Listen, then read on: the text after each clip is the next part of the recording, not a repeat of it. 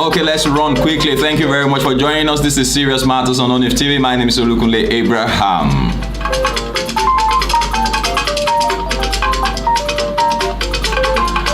Okay, going straight to what we have in our hands this morning. We want to look at the attack on the advanced team convoy of the president. President Muhammadu Buhari's convoy was attacked by their deviled bandits or terrorists, whatever you want to call them. You see that things are not just bad now. Things are actually getting out of hand. But before I go on, let me share with you. Let me just tell you something from the Bible that has a correlation with what is happening in Nigeria today. Because if now these daredevil guys they don't care. I'm gonna share. We're gonna be looking at that. We're gonna be doing another video almost immediately about after this one. There was an attack on Kuje prison where bandits were actually freed. Boko Haram inmates were freed, and some persons had to be relocated from that prison and all of that. A lot of them were freed. That is to say they already have a grip on our system, and it's a result of a failed administration. I tell you, there is no doubt about it. There is no gainsaying about it. Explain to me. Try and tell Nigerians. Tell Nigerians that you have passed, and tell us how you have passed. If the security of lives and properties of Nigerians cannot be accounted for, then now they thought the president was on that team, and even if they did not know, even if they did not, let me not say they thought anyway, they know that the president will fly. But then I think that is a signal. What happened to the president's convoy is a signal that, come on, don't bother coming to Casino. We are probably waiting for you. That is a signal. I'm not a security expert, but from all indications, they say the Yorubas have a saying. They said the death that removed your cap. They wanted to cut the fellow's head. Somebody took a collar and tried to cut the person, so the person dodged it, and the cutlass removed the cap on the person's head. My brother, my sister, you don't wait to check. In fact, maybe the cap, you just forgo it. How much is a cap compared to the cost of a head? Something similar happened in the days of Queen Esther. And somebody was going to wipe out the whole of the Jews. A terrorist was going to wipe out the whole of the Jews, called Aman, a terrorist called Aman. He was terrorizing them. There was nothing they did that was fun to them. They did not like anything he was doing.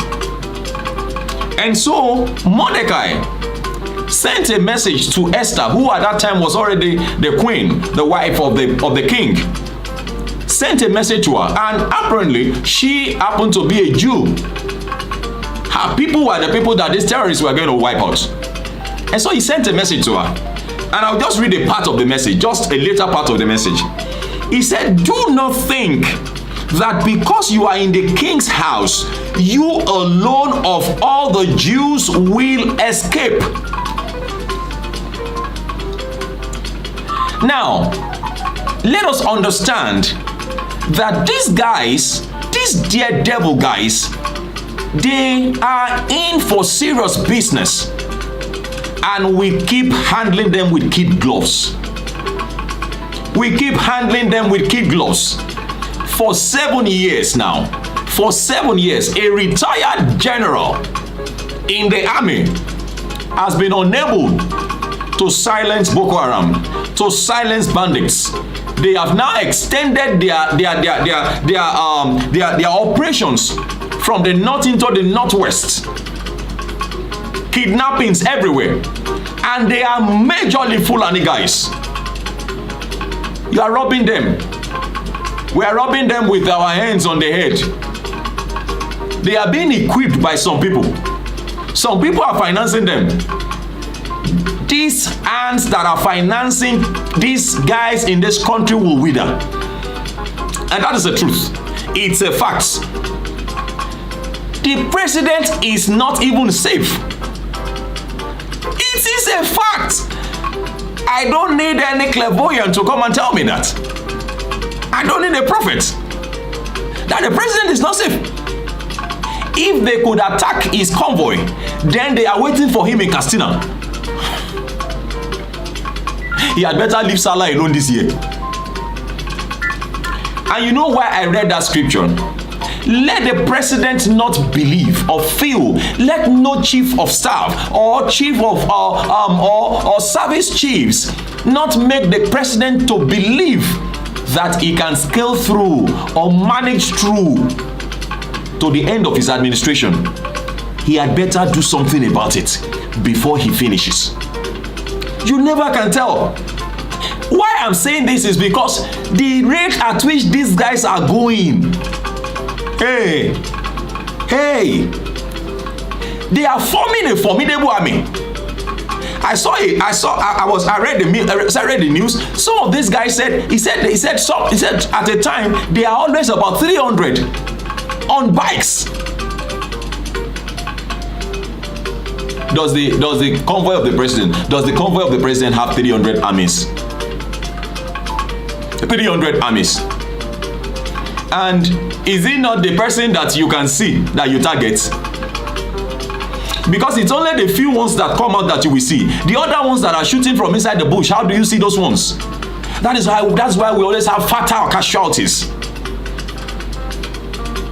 It's a signal, and it's a very strong signal, and it is coming hard on the president because he is not doing something about it. He seems to just be talking about the matter. Let the president know. President Muhammadu Buhari was elected by Nigerians, believing that being a retired general, one of the things he will do straight away was to silence these guys terrorizing Nigeria. It's not just an attack on Christians.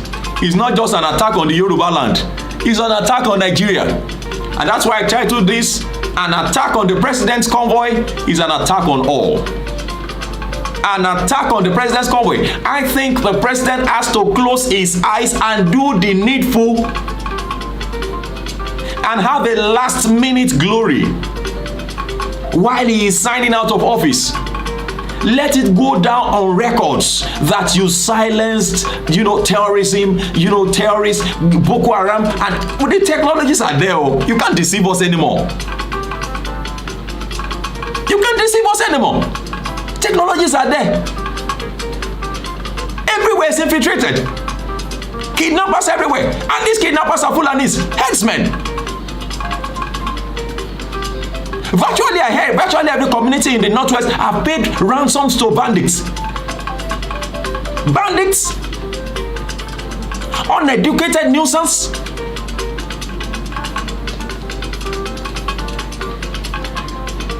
Well, I think the ball is in the court of the president at the moment. They have gone to the height of it. They have gone to the height of it. That is the truth.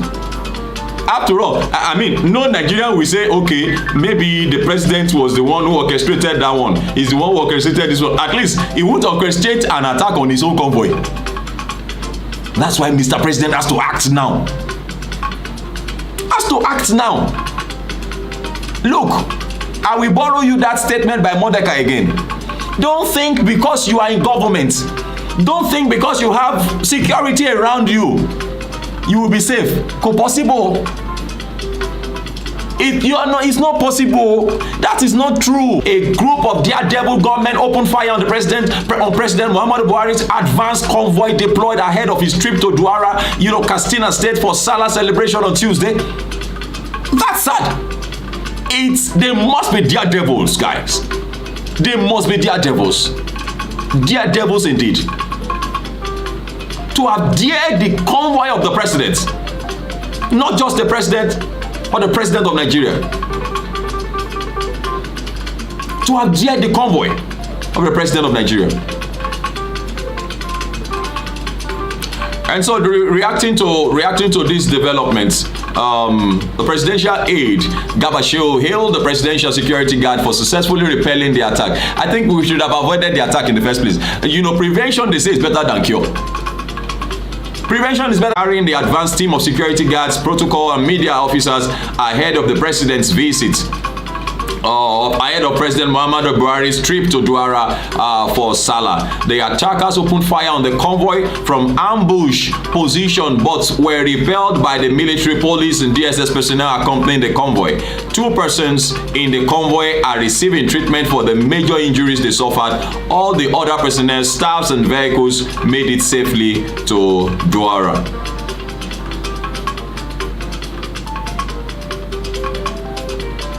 Two persons injured.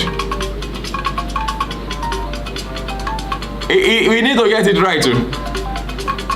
We need to get it right. There is serious trouble.